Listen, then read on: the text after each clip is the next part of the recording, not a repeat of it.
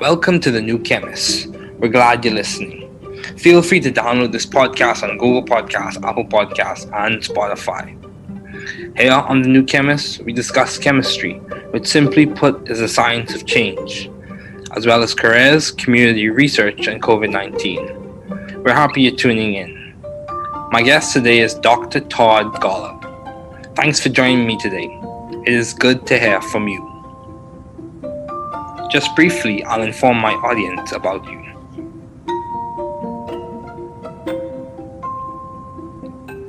Dr. Todd Golub is a founding core member of the Broad Institute of Harvard and MIT, and serves as the Institute's Chief Scientific Officer and Director of its Cancer Program. He is also the Director of the Gerstner Center for Cancer Diagnostics at the Broad Institute. He joined the faculty of the Dana-Farber Cancer Institute at Harvard Medical School in 1997.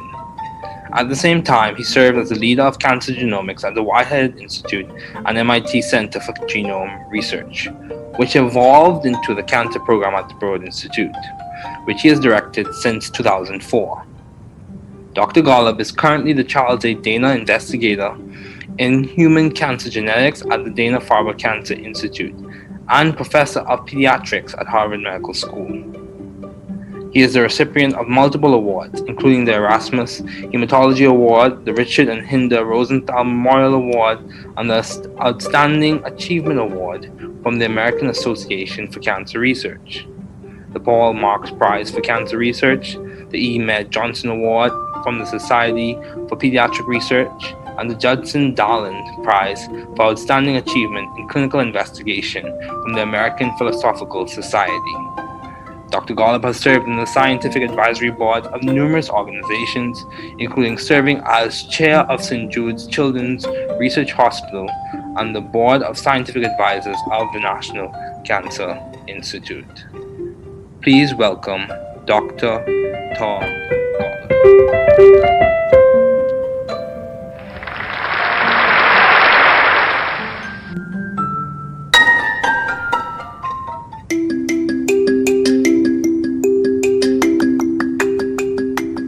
Okay, Dr. Golub, thanks for joining me today. It is good to have you on.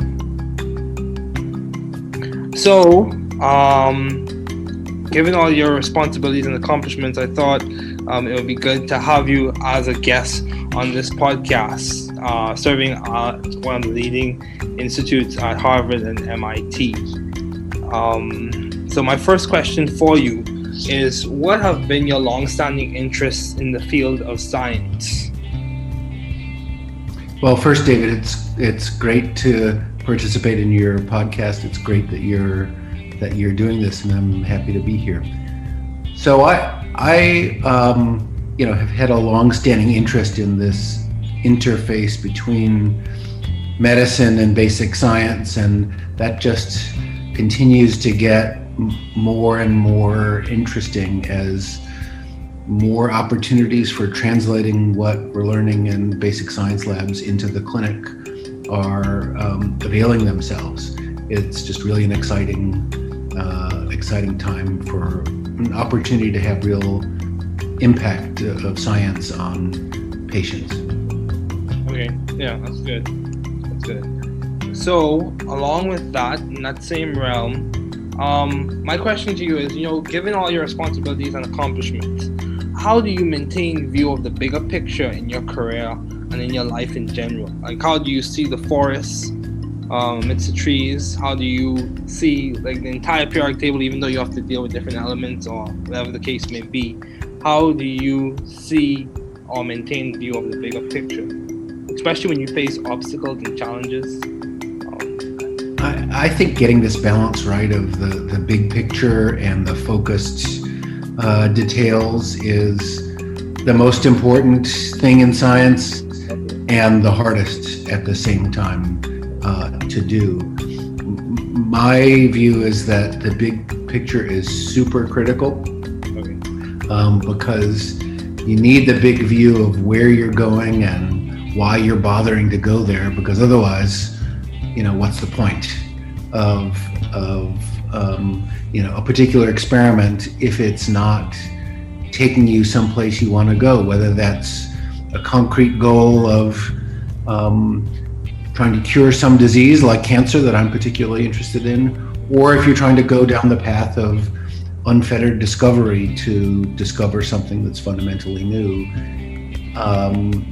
Having the big picture is critical. How do you do that? I'm not sure I have a recipe, except that the question that I like to ask myself and members of my lab all the time is, let's imagine that the experiment that you're planning now were to be as successful as you hope it will be. Okay. Will it make a difference? And will people care? In my view, the worst possible experiment or project is one that's successful in the narrow sense, but nobody cares. Nobody pays attention to it, doesn't really move the needle, doesn't impact the field. And so there we shouldn't be so excited about a project that is, successful in some way, but doesn't really advance the field. I'd rather strike out and not be successful on a really important project that has the potential to matter than do something that just doesn't make any difference. So I think trying to keep that eye on the ball on the big problem you're trying to solve and not be too distracted or demoralized when the shorter term obstacles pop up, as they always do. The goal isn't to solve the short term obstacles and problems. The goal is to solve some bigger picture question and persevere through the roadblocks that get in your way.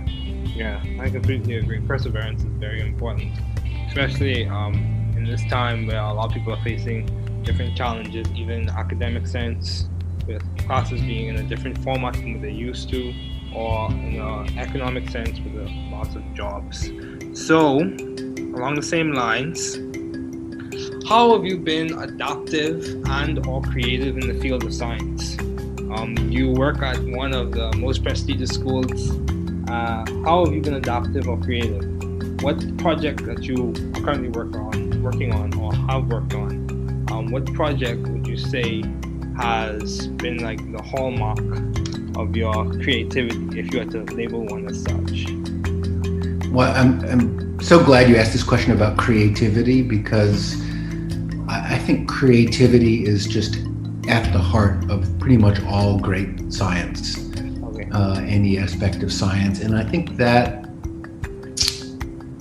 concept of creativity comes as a surprise to many. I think many non-scientists think about science as, you must be really brilliant and or have kind of encyclopedic knowledge of scientific facts, and that's what they think science is, being a master of the universe of scientific details. And I suppose that stuff doesn't hurt, but it's certainly not enough. And so I think of what's most important in science is what you said, and that's creative thinking about a new approach to an old problem. For example, really trying to think in novel, out-of-the-box kind of ways. That's just super critical. And I think, I maybe have an extreme view of this, but I think that scientists should be surrounding themselves with other creative people, non-scientists, artists, for example. So, with that in mind, I helped start an artist in residence program at the Broad Institute, where we bring in every year one or two artists who are creative in their way. They're trying to look at the world through a new lens in their way and in their own language. And so we bring them in and have them hang out at the Broad Institute and talk to scientists with the hope that creative thinking very indirectly will have a benefit on the creative thinking of scientists at the Broad. Okay, wow, that's commendable. So my question to you is along the same lines. So it's quite clear that you have been successful in terms of ideas in the iterative process when it comes to research and projects in your lab. So how do you go about coming up with ideas for research? Do you reference old literature and review the previous literature and get insight from the past, or is it just you get a spark of insight or innovation? How do you go about coming up with new ideas for you to do research on, you in your lab? So that's an interesting question, and I don't have a process for it. Okay. And I would say that the steps in getting to a great idea for a new project, at least for me, tends to be kind of long and hard, and involve discarding a lot of ideas that maybe at first seemed like they were awesome, but then on further scrutiny, either by me or more commonly by someone in the lab, a postdoc or a student, and other scientists, when they press on that idea, come to discover, it's not actually a great idea, or it's a great idea in principle, but in practice, there's no way to really actualize it. Okay. So, and I think this is sometimes frustrating to people, new people starting relatively early in their research careers, who have this expectation that, these ideas for a great project are supposed to come really easily, and you should be able to go quickly from the kernel of an idea to the execution of a project. And they get frustrated when this process of refining and pressing on an idea until you get it really right, you get frustrated when that takes time. And I think that amount of time, whatever it takes, is well worth it. Okay. Rather than rushing to just start executing on a project idea before you've really thought about its potential upside and the potential risks with it.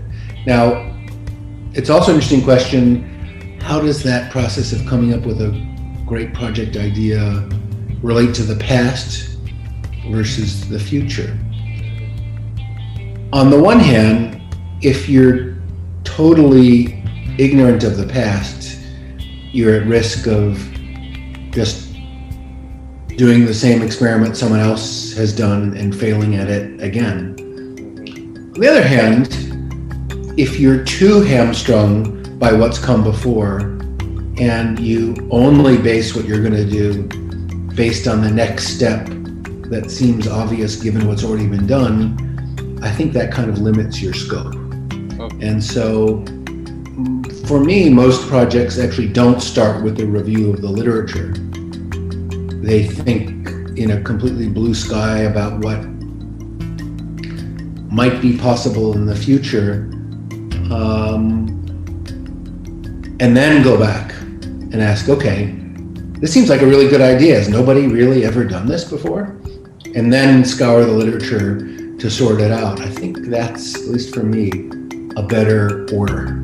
Okay. Start with the big idea and then fit onto that big idea what's come before, rather than try to piece together a project based on the past. Yeah, that's good. That's good. So, I would say many people would say or argue that Harvard or MIT, those are good institutions for students to thrive scientifically and intellectually. So how have you sought, or how did you find this good environment for you to thrive scientifically and intellectually? What did it just happen through serendipity, or was it the grind or grit? How did you go about finding a good environment for you to thrive? Yeah, so I think this question about scientific environment is really critical, Okay. and maybe the most critical thing to think about.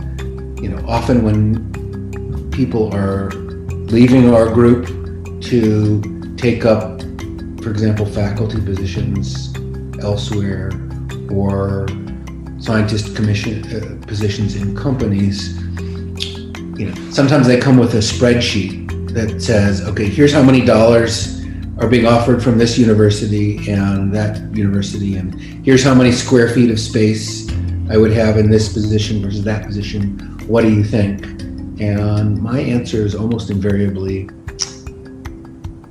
that rarely matters too much. What matters more is the intellectual environment of colleagues and trainees that you're surrounded by. And if that's awesome, whatever resources available is probably going to be sufficient. If that sucks and you're, on an island, it kind of doesn't matter how much financial resource or how much space you have. It's going to be tough going. So I think this scientific environment question of being, the environment in which there's a collaborative spirit and a critical mass of scientists who are thinking about some similar questions, but not in the identical way. That's what makes for a really ripe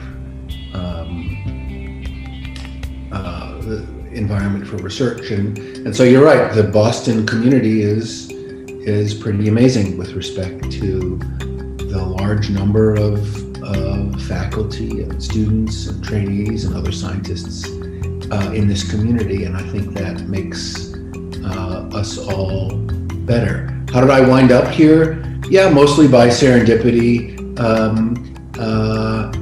but just continue to be drawn to it because of this richness of scientific discovery and curiosity and people. Okay, yeah, that's good.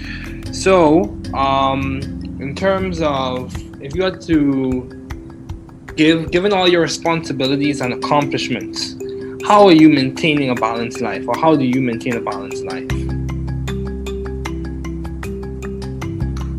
Well, I'm not sure I can claim to have succeeded in maintaining a balanced life.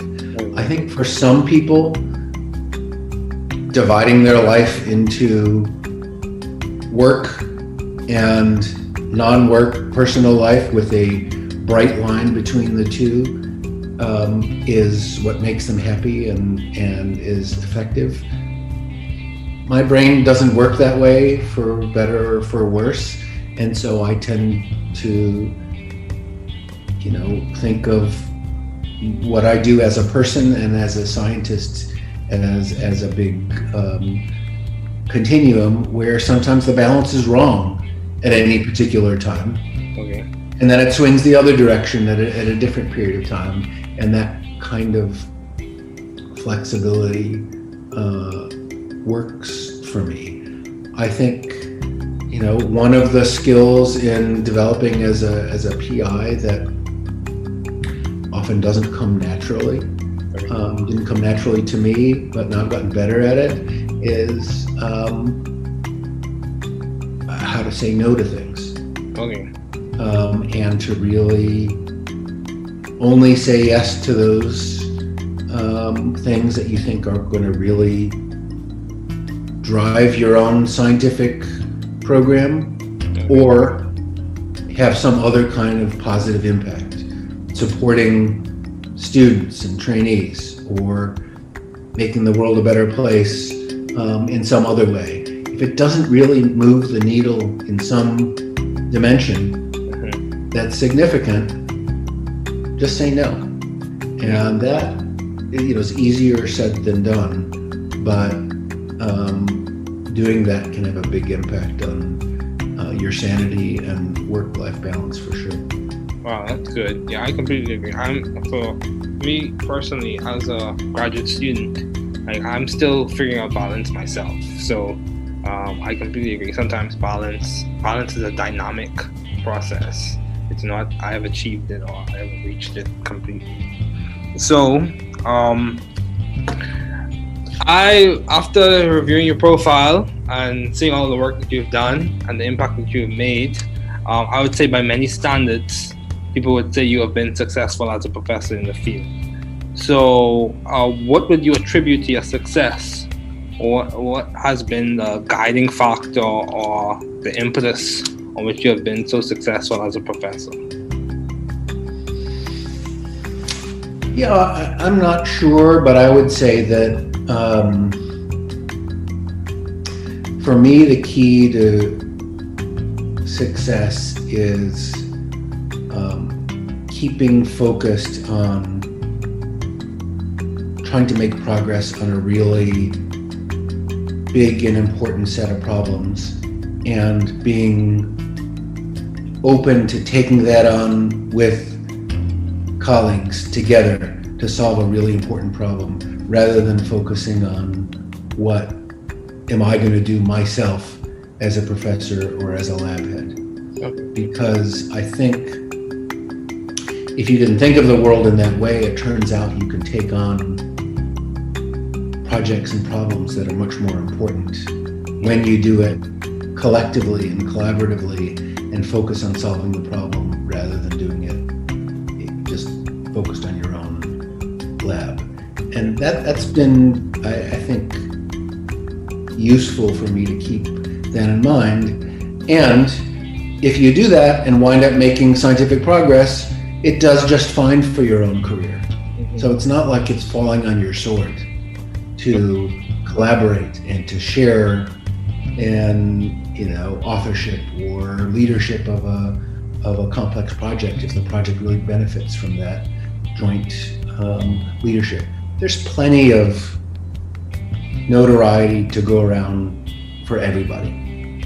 And so that's what I try to keep in mind. If you keep your eye on the goals and take the approach that you're going to do whatever is needed to solve those problems for the field and ultimately for patients, everything will turn out fine. Okay. Yeah, that's good. So, at the Broad Institute, I noticed there's a lot of collaboration. You mentioned how you even have collaborations from people who may not work directly in the field of science, as you mentioned with the artists in residence. So how have you maintained vision and teamwork in your environment? What has been how have you done that? Yeah, so I think the key to teamwork, I think, is having a goal that everyone is excited about. Okay. Feels like there's common cause. Yeah, that's a really important problem that I couldn't solve by myself, but I could be part of solving it together with others. And so, if the problem you're trying to solve isn't very important, why put up with the complications of some kind of complex, collaborative, team-based approach to science? Much simpler to do things just in your own group. But once you realize that actually you can't move the needle in the same way that you can by working together, then the synergistic, collaborative, team-based science is logical for what you would want to do.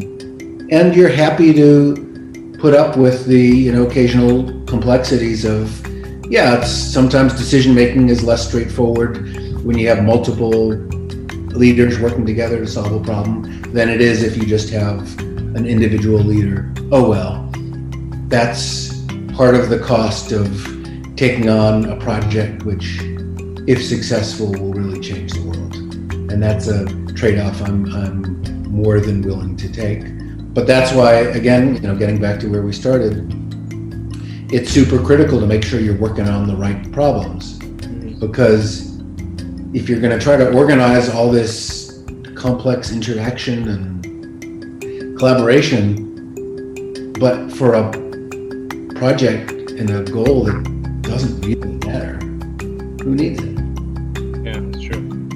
And similarly, I think, some people have what I think is a bit of a fantasy that if you simply put people from different disciplines together in the same building, for example, or on the same floor, or around a coffee machine, that somehow a beautifully synergistic multidisciplinary discovery will come out of it. I don't think that happens very often. Rather, I think the way it works is that if you have a group of people that are aligned in their desire to solve a problem and share the view that we should bring whatever discipline and expertise and approach is needed to solve the problem, then you're well positioned to make multidisciplinary discoveries because you're trying to solve the same problem. You're all rowing together. Okay. So, taking a shift or switching gears, why did you choose medicine as a field to do your doctoral studies in? Why did you choose to go to med school? So, like many people, coming out of college, I was torn between, should I go to graduate school? Should I go to medical school? Should I do MD, PhD? And, I was tortured by that distinction, as many are. In the end, I decided to go to medical school, trying to pack in as much laboratory research as I could as a medical student, because I decided that in the end, I was really intrigued by medical problems. I was motivated by wanting to help patients, and I like the idea of the science inside medical challenges, and that to really do that well required really understanding the nature of the problem. So I don't see patients anymore. I don't take care of patients anymore, but I'm really glad that I did medical training because I feel like it helps me understand the problems that are really in need of solutions. It helps me understand what's feasible in a hospital healthcare kind of setting, and that's very rewarding. Because I didn't do a PhD, there are some fundamental gaps in my fund of knowledge that you could say, well, that's a handicap, and it probably is in some ways. On the other hand, sometimes focused training that can happen in a PhD puts the blinders on in a way that overly narrows a focus in a particular area. And so my possibly, naive view of science also has certain upsides in that I feel like I've had kind of an open mind to possibility because I haven't been too constrained by, having been down an alternate path before. Okay. Yeah, that's good. Yeah, I could say a lot of people do encounter the challenge where they are pressed between or trying to decide between grad school, med school, and the PhD. Yeah, that is definitely a battle to fight. But you also did pediatrics as your residency. Why did you choose pediatrics as opposed to internal medicine or oncology or medical oncology or radiation oncology? Why did you choose pediatrics?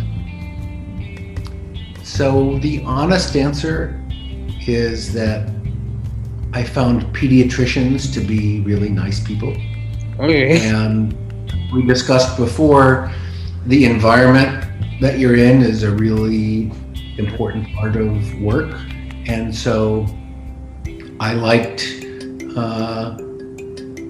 being surrounded by pediatricians because I thought they were genuine, nice people, tend to have, compared to other medical disciplines, perhaps not as big an ego as others, and that kind of appealed to me.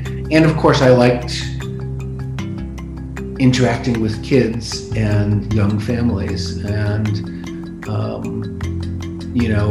I liked the experience of helping young parents through really difficult emotional challenges, independent of the medicine and the science behind it.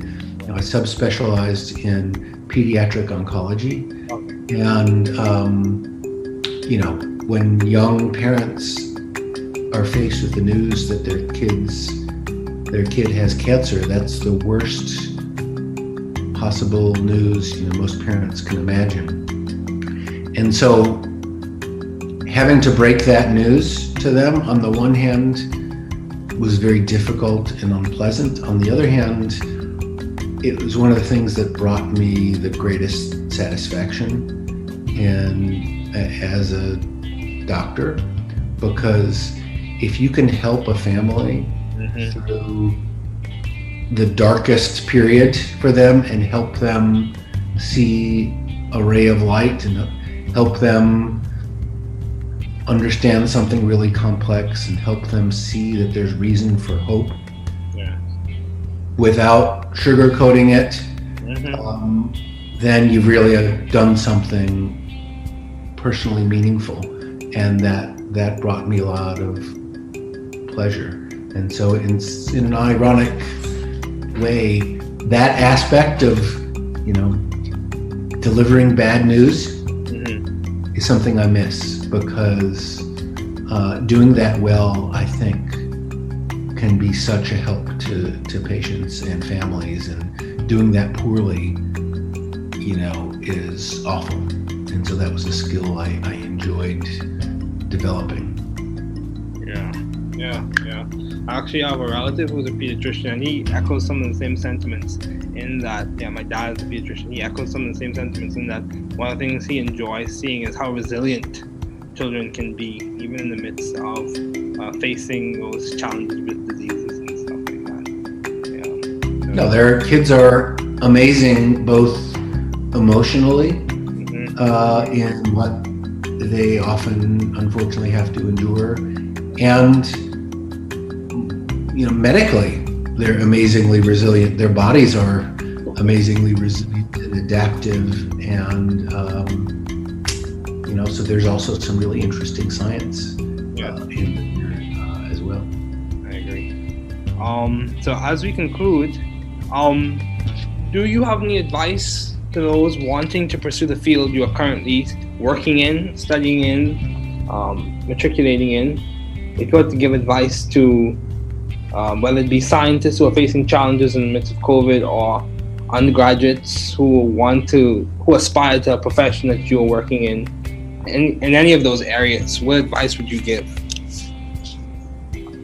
I would say that to remind everyone to think about impact and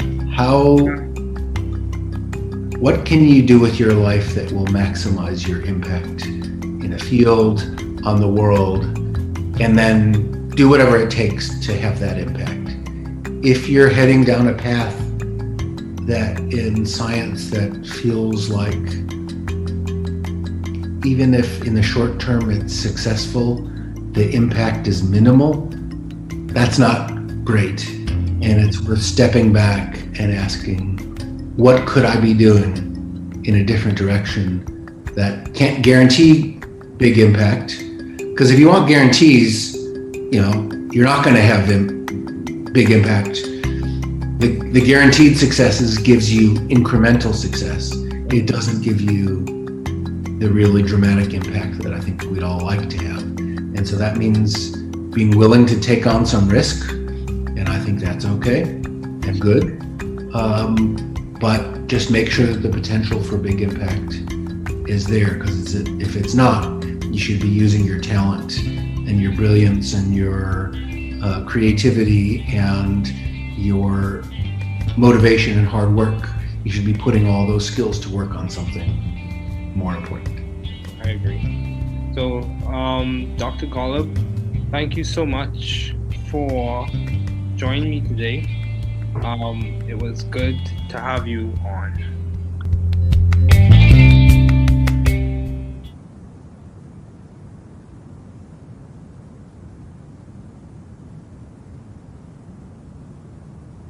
Entrevista con el Dr. Todd Golub, MD en The New Chemists Podcast. Entrevista de David Ferguson, Axbridge Fellow y Gen Fellow con el Dr. Todd Golub, MD, director del Instituto Broad de la Universidad de Harvard y Massachusetts Instituto de Tecnología.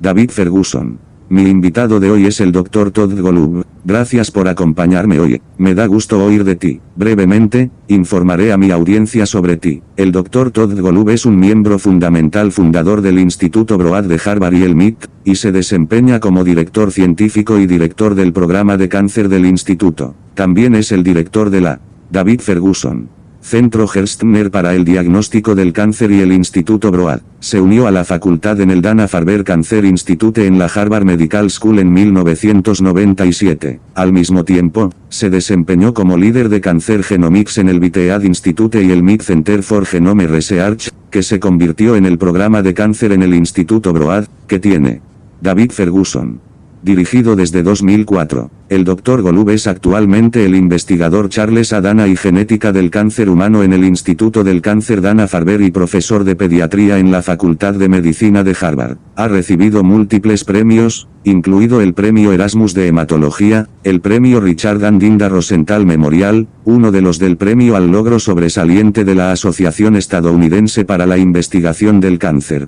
David Ferguson. El Premio Paul Marks para la Investigación del Cáncer, Premio M. Ad Johnson de la Sociedad para la Investigación Pediátrica, y el Premio Hudson Darland por logros sobresalientes en investigación clínica de la Sociedad Filosófica Estadounidense. El Dr. Golub se ha desempeñado en los consejos asesores científicos de numerosas organizaciones, incluido el cargo de presidente del St. Jude Children's Research Hospital y del Consejo de Investigación Científica.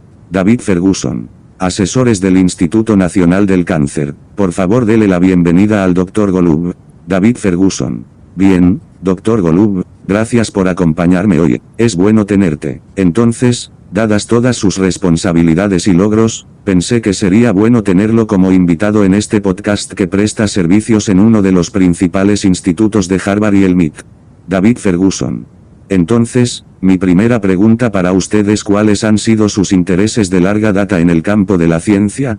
Dr. Todd Golub, MD.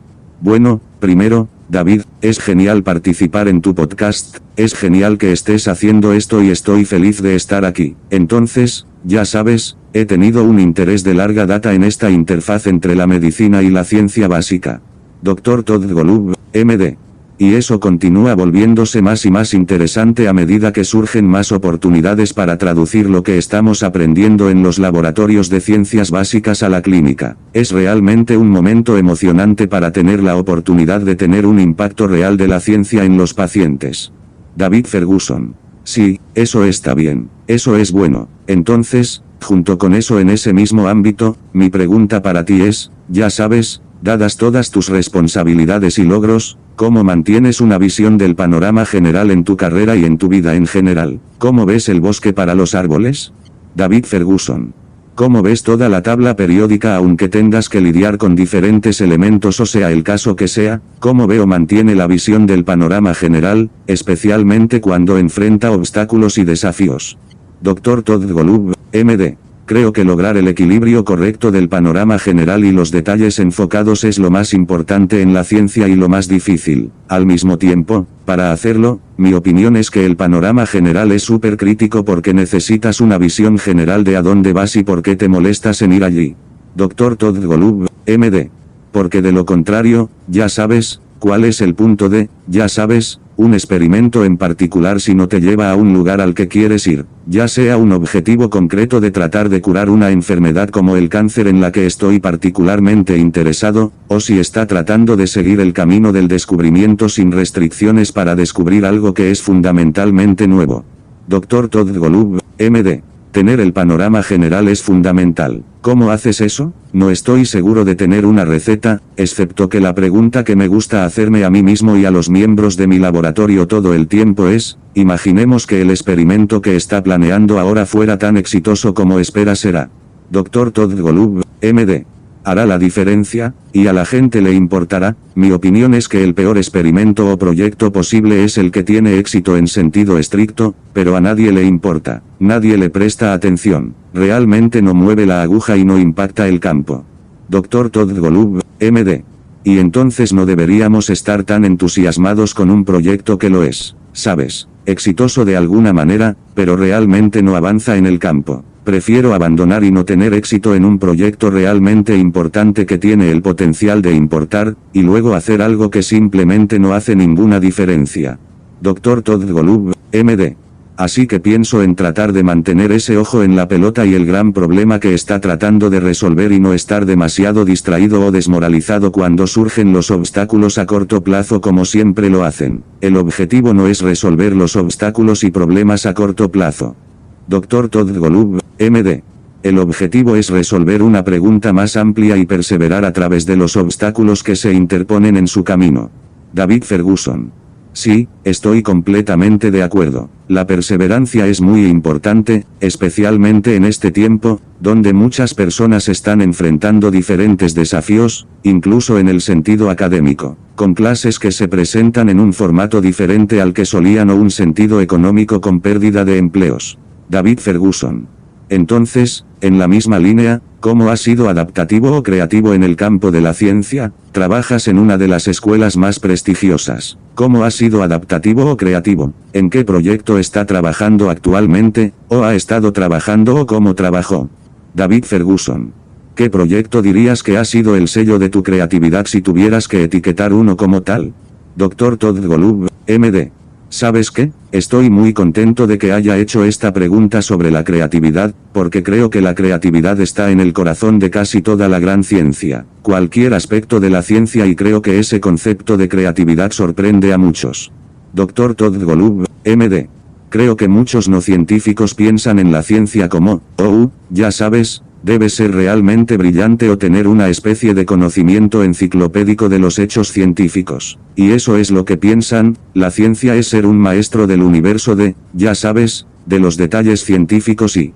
Dr. Todd Golub, MD.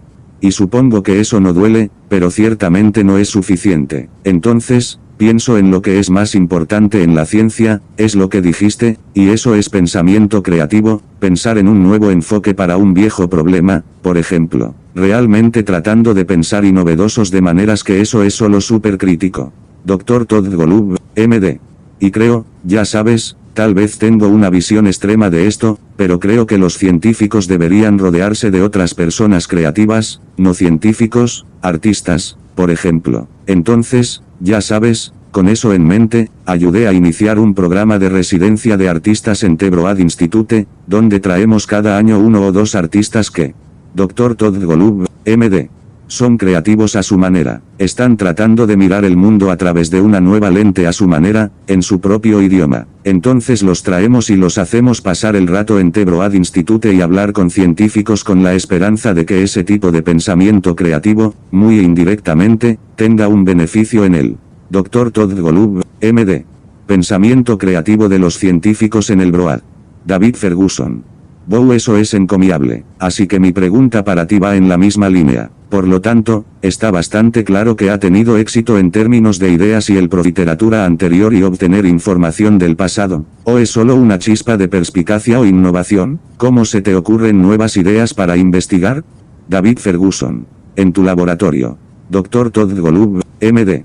Esa es una pregunta interesante. Yo diría que no tengo un proceso para ello, y diría que los pasos para llegar a una gran idea para un nuevo proyecto, al menos para mí, tienden a ser largos, difíciles y complicados. Dr. Todd Golub, MD. Descartando muchas ideas que tal vez al principio parecían geniales, pero luego con un mayor escrutinio, ya sea por mí o, más comúnmente, por alguien en el laboratorio, un postdoctorado o un estudiante y otros científicos. En eso, cuando presionan sobre esa idea, llegan a descubrir, ya sabes, que en realidad no es una gran idea o es una gran. Dr. Todd Golub, MD. Idea en principio, pero en la práctica no hay manera de actualizarlo realmente. Entonces, y creo que esto a veces es frustrante para las personas como las personas nuevas que comienzan, ya sabes, relativamente temprano en sus carreras de investigación que tienen la expectativa de que, se supone que estas ideas para un gran proyecto surgen con mucha facilidad, y deberíamos estar capaz de ir. Dr. Todd Golub, MD. Rápidamente desde el núcleo de una idea hasta la ejecución de un proyecto, y se frustran cuando este proceso de refinar y presionar sobre una idea hasta que lo haces realmente bien, se frustran cuando eso lleva tiempo, y creo que esa cantidad de tiempo, cueste lo que cueste, vale la pena. Dr. Todd Golub, MD. en lugar de apresurarse para comenzar a ejecutar una idea de proyecto antes de haberlo pensado realmente, es una ventaja potencial y los riesgos potenciales que conlleva. Ahora, también es una pregunta interesante, ¿cómo se relaciona el proceso de idear una gran idea de proyecto con el pasado contra el futuro? Dr. Todd Golub, MD. Por un lado, si eres totalmente ignorante del pasado, corres el riesgo de hacer el mismo experimento que otra persona ha hecho y fallar nuevamente. Por otro lado, si está demasiado paralizado por lo que vino antes y solo vas a lo que va a hacer en función del próximo paso, eso parece obvio dado lo que está. Dr. Todd Golub, MD. Ya se ha hecho. Creo que eso limita tu alcance. Entonces, para mí, la mayoría de los proyectos en realidad no comienzan con la revisión de la literatura. Piensan en un cielo completamente azul sobre lo que podría ser posible en el futuro. Dr. Todd Golub, MD. Y luego regresa y pregunta, ok, esto parece una muy buena idea, ¿nadie ha hecho esto antes? Y luego buscar en la literatura para resolverlo. Creo que eso es, al menos para mí, un orden mejor. Dr. Todd Golub, MD. Comience con la gran idea, y luego encajar en esa gran idea, lo que vino antes, en lugar de tratar de armar un proyecto basado en el pasado. David Ferguson. Sí, eso está bien, eso es bueno, así que diría que muchas personas verían o argumentarían que Harvard o el MIT son buenas instituciones para que los estudiantes prosperen científica e intelectualmente. Entonces, ¿cómo lo buscaste o cómo encontraste este buen entorno para que prosperaras científica e intelectualmente? David Ferguson. ¿Fue serendipia, o fue la rutina o la arena? ¿Cómo hiciste para encontrar un buen ambiente para que prosperaras? Dr. Todd Golub, MD. Sí, entonces creo que esta pregunta sobre el entorno científico es realmente crítica y quizás lo más importante en lo que pensar. Ya sabes, a menudo, cuando las personas dejan nuestro grupo para ocupar, por ejemplo, puestos docentes en otros lugares o puestos científicos en empresas, a veces vienen con una hoja de cálculo que dice, ok, aquí está la cantidad de dólares que se están gastando. Dr. Todd Golub, MD.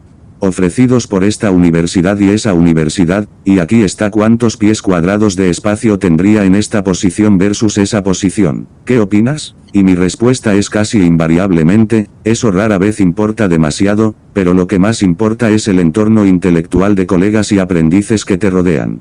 Dr. Todd Golub, MD. Y si eso es increíble, cualquier recurso disponible probablemente será suficiente. Si eso apesta y estás, ya sabes, en una isla, no importa cuántos recursos financieros o cuánto espacio tengas, va a ser difícil. Dr. Todd Golub, MD. Así que creo que este entorno científico es cuestión de ser, ya sabes, el entorno en el que hay un espíritu de colaboración y una masa crítica de científicos que están pensando en cuestiones similares, pero no de la misma manera. Eso es lo que lo convierte en un realmente maduro. Dr. Todd Golub, MD. Entorno para la investigación. Y tiene razón, la comunidad de Boston es bastante sorprendente con respecto a la gran cantidad de profesores, estudiantes, pasantes y otros científicos en esta comunidad, y creo que eso nos hace mejores a todos. Dr. Todd Golub, MD. ¿Cómo terminé aquí? Sí, sobre todo por casualidad. Sí, pero siguió siéndolo y me sigue atrayendo debido a esta riqueza de descubrimiento científico, curiosidad y personas. David Ferguson. Está bien, sí, eso es bueno. Entonces, en términos de si tuviera que hacerlo, dadas todas sus responsabilidades y logros, ¿cómo mantienes una vida equilibrada o cómo mantienes una vida equilibrada? Dr. Todd Golub, MD. Bueno, no estoy seguro de poder afirmar haber logrado mantener una vida equilibrada. Creo que para algunas personas, dividir su vida en trabajo y vida personal no laboral con una línea clara entre los dos es lo que los hace felices y es efectivo. Dr. Todd Golub, MD. Mi cerebro no funciona así, ni para bien ni para mal. Así que tiendo a, ya sabes, pensar en lo que hago como persona y como científico y como un gran continuo en el que a veces el equilibrio está mal en un momento determinado. Dr. Todd Golub, MD. Y luego gira en la otra dirección, en un periodo de tiempo diferente. Y ese tipo de flexibilidad funciona para mí. Creo que, ya sabes, una de las habilidades para desarrollarme como PI, investigador principal, que, a menudo, no es natural o no me resulta natural, pero ahora he mejorado en eso. Dr. Todd Golub, MD. cómo decir no a las cosas y realmente, solo decir sí a aquellas cosas que cree que realmente impulsarán su propio programa científico o tendrán algún otro tipo de impacto positivo apoyando a estudiantes y aprendices o haciendo del mundo un lugar mejor en algunos otra manera. Dr. Todd Golub, MD. Si realmente no mueve la aguja en alguna dimensión, eso es significativo, solo dino. Y eso, ya sabes, es más fácil decirlo que hacerlo. Pero hacer eso puede tener un gran impacto en su cordura y equilibrio entre el trabajo y la vida, sin duda. David Ferguson. Wow, eso es bueno, estoy completamente de acuerdo. Personalmente, como estudiante de posgrado, todavía estoy descifrando el equilibrio, así que estoy completamente de acuerdo. A veces, el equilibrio del equilibrio es un proceso dinámico. No lo es, lo he logrado o lo he alcanzado por completo. David Ferguson. Entonces, después de revisar su perfil y ver todo el trabajo que ha realizado y el impacto que ha tenido, diría que, según muchos estándares, la gente diría que ha tenido éxito como profesor en el campo. David Ferguson. Entonces, ¿a qué atribuiría su éxito o cuál ha sido el factor rector o el ímpetu en el que ha tenido tanto éxito como profesor? Dr. Todd Golub, MD. ¿Sabes? No estoy seguro, pero diría eso. Para mí, la clave del éxito es mantenerme enfocado en tratar de progresar en un conjunto de problemas realmente grande e importante y estar abierto a enfrentarlo con Dr. Todd Golub, MD. Colegas para resolver problemas realmente importantes en lugar de centrarme en lo que voy a hacer yo mismo como profesor o como jefe de laboratorio, porque creo que si no pensaras en el mundo de esa manera, resulta que puedes asumir. Dr. Todd Golub, MD. Proyectos y problemas que son mucho más importantes cuando lo haces de manera colectiva y colaborativa y te enfocas en resolver el problema en lugar de hacerlo, solo enfocado en tu propio laboratorio. Y eso ha sido, creo, útil para mí tener eso en mente. Dr. Todd Golub, MD.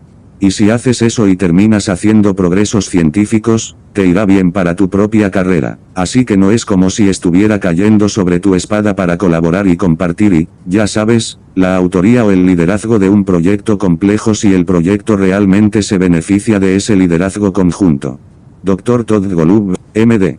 Hay mucha notoriedad para todos. Y eso es lo que trato de tener en cuenta, si se mantiene atento a los objetivos y adopta el enfoque de que hará lo que sea necesario para resolver esos problemas para el campo y, en última instancia, para los pacientes.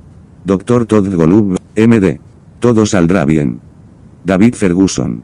Sí, eso está bien. Entonces, en el Instituto Broad, noté mucha colaboración y usted mencionó cómo incluso tiene colaboraciones de personas que pueden no trabajar directamente en el campo de la ciencia, como mencionó con el programa de artistas en residencia. David Ferguson. Entonces, ¿cómo ha mantenido la visión y el trabajo en equipo en su entorno? ¿Qué ha sido? ¿Cómo has hecho eso? Dr. Todd Golub, MD. Así que de nuevo, Creo que la clave del trabajo en equipo es tener una meta que entusiasme a todos, se sienta como si hubiera una causa común. Sí, ese es un problema realmente importante que no pude resolver solo, pero podría ser parte de resolverlo junto con otros. Dr. Todd Golub, MD. Y entonces, ya sabes, si el problema que estás tratando de resolver no es muy importante, ¿por qué aguantar las complicaciones de algún tipo de enfoque científico complejo, ya sabes? Basado en un equipo colaborativo, es mucho más sencillo hacer las cosas solo en tu propio grupo. Dr. Todd Golub, MD. Pero una vez que te das cuenta de que en realidad no puedes mover la aguja de la misma manera que puedes hacerlo trabajando juntos, entonces, la ciencia sinérgica y colaborativa basada en equipos es, lógica, lo que le gustaría hacer, y está feliz de soportar las complejidades ocasionales de, sí, a veces la toma de decisiones es menos sencilla cuando tiene varios líderes trabajando. Dr. Todd Golub, MD. Juntos para resolver un problema de lo que es si solo tienes un líder individual. Bueno, eso es parte del costo de asumir un proyecto que, si tiene éxito, realmente cambiará el mundo. Y esa es una compensación que estoy más que dispuesto a aceptar. Dr. Todd Golub, MD. Pero es por eso que, de nuevo, ya sabes, volviendo a donde empezamos. Es muy importante asegurarse de que está trabajando en los problemas correctos porque si va a tratar de organizar toda esta interacción y colaboración complejas, pero para un proyecto y una meta, eso realmente no importa, ¿quién lo necesita? David Ferguson. Si eso es verdad. Dr. Todd Golub, MD. Y de manera similar, creo, ya sabes, Algunas personas tienen lo que creo que es una especie de fantasía de que, si simplemente pones a personas de diferentes disciplinas juntas en el mismo edificio, por ejemplo, en el mismo piso o, ya sabes, alrededor de una máquina de café que, de alguna manera, surgirá de ella un descubrimiento bellamente sinérgico y multidisciplinario. Dr. Todd Golub, MD. No creo que eso suceda muy a menudo. Y más bien, creo que la forma en que funciona es que si tienes un grupo de personas que están alineadas en su deseo de resolver un problema y comparten la opinión de que, Dr. Todd Golub, MD. Debemos aportar cualquier disciplina, experto y experiencia en el enfoque que se necesite para resolver el problema. Entonces estás bien posicionado para hacer descubrimientos multidisciplinarios porque estás tratando de resolver, ya sabes, resolver el mismo problema. Todos reman juntos. David Ferguson. Entonces, tomando un turno o cambiando de marcha, ¿por qué eligió la medicina como campo para realizar sus estudios de doctorado y por qué eligió ir a la escuela de medicina? Dr. Todd Golub, MD. Entonces, como muchas personas, ya sabes, al salir de la universidad, estaba dividido entre si debería ir a la escuela de posgrado, debería ir a la escuela de medicina, debería hacer MD PhD y, ¿sabes? Me torturaba eso, esa distinción como a muchos. Dr. Todd Golub, MD. Al final, decidí ir a la escuela de medicina tratando de acumular tanta investigación de laboratorio como pudiera como estudiante de medicina porque al final lo decidí. Estaba realmente intrigado por los problemas médicos. Me motivaba querer ayudar a los pacientes. Dr. Todd Golub, MD. Y me gustó la idea de la ciencia dentro de los desafíos médicos y que para hacerlo realmente bien se requería comprender realmente la naturaleza del problema. Así que ya no veo pacientes, ya no atiendo pacientes, pero estoy muy contento de haberlo hecho, formación médica, porque siento que Dr. Todd Golub, MD.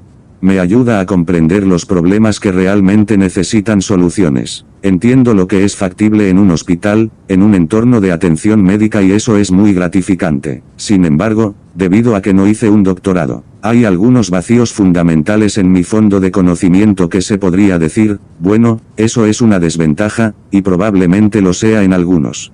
Dr. Todd Golub, MD. Maneras. Por otro lado, a veces, la capacitación enfocada que puede ocurrir en un doctorado, pone las anteojeras de una manera que realmente reduce demasiado el enfoque en un área en particular. Y así, mi visión posiblemente, ya sabes, ingenua de la ciencia también tiene ciertas ventajas en eso.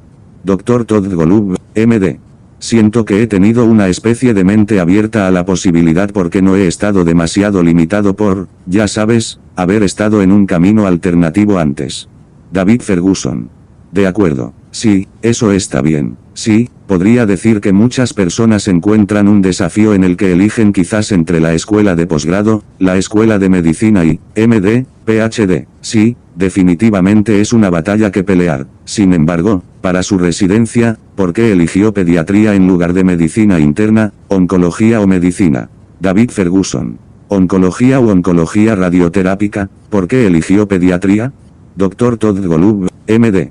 Entonces, la respuesta honesta es que encontré que los pediatras son personas muy agradables y discutimos antes que el entorno en el que te encuentras es una parte muy importante del trabajo. Y entonces me gustó estar rodeado de pediatras porque pensé que eran personas genuinas y agradables que tienden a tener, ya sabes, en comparación con otras disciplinas médicas, quizás no tan grandes. Dr. Todd Golub, MD.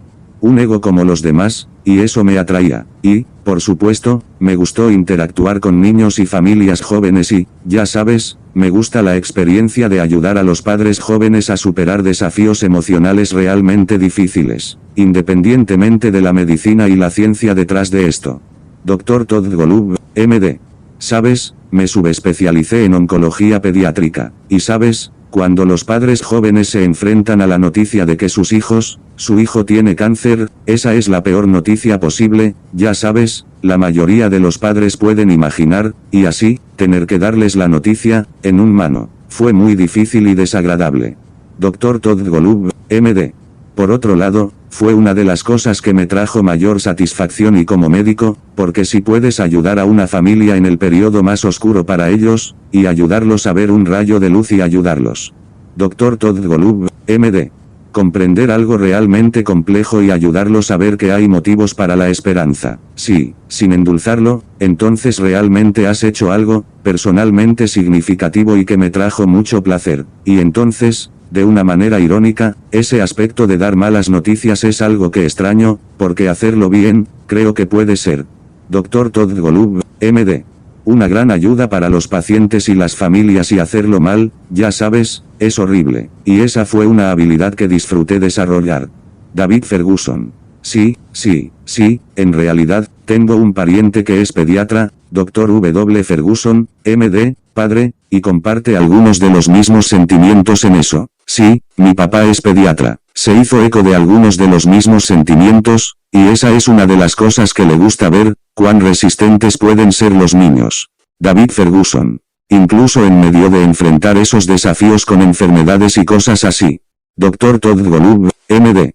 Ya sabes, sus hijos son increíbles tanto emocionalmente como lo que, lamentablemente, a menudo tienen que soportar y, ya sabes, médicamente, son increíblemente resistentes y sus cuerpos se adaptan asombrosamente. Ya sabes, también hay algo de ciencia realmente interesante allí. Dr. Todd Golub, MD. Estoy de acuerdo. David Ferguson. Así como concluimos, ¿tiene algún consejo para aquellos que quieran seguir el campo en el que están trabajando actualmente, estudiando, matriculándose en? Si tuviera que dar consejos, ya sean científicos que enfrentan desafíos, en medio de COVID, o estudiantes universitarios que quieren o aspiran a una profesión en la que está trabajando y cualquier. David Ferguson. De esas áreas, ¿qué consejo daría? Dr. Todd Golub, MD. Diría eso para recordarles a todos que piensen en el impacto. ¿Cómo? ¿Qué puedes hacer con tu vida que maximice tu impacto en un campo en el mundo? Y luego haz lo que sea necesario para tener ese impacto si te diriges por un camino. Dr. Todd Golub, MD. Que en la ciencia, eso se siente. Incluso si a corto plazo tiene éxito, el impacto es mínimo, eso no es bueno. Y vale la pena dar un paso atrás y preguntar qué podría estar haciendo en una dirección diferente que no pueda garantizar un gran impacto. Dr. Todd Golub, MD. Porque si quieres garantías, sabes que no vas a tener un gran impacto. Los éxitos garantizados te dan un éxito incremental. No te da el impacto realmente dramático que creo que a todos nos gustaría tener. Y eso significa estar dispuesto a asumir algún riesgo. Dr. Todd Golub, MD. Y creo que eso está bien y es bueno. Pero solo asegúrese de que exista el potencial para un gran impacto, porque si no es así, debe usar su talento y su brillantez y su creatividad y su motivación y trabajo duro. Dr. Todd Golub, MD. Deberías poner todas esas habilidades a trabajar en algo más importante. David Ferguson. Estoy de acuerdo. Dr. Golub, muchas gracias por acompañarme hoy. Fue bueno tenerte. Grabación original para entrevista realizada en 2020 en The New Chemists Podcast.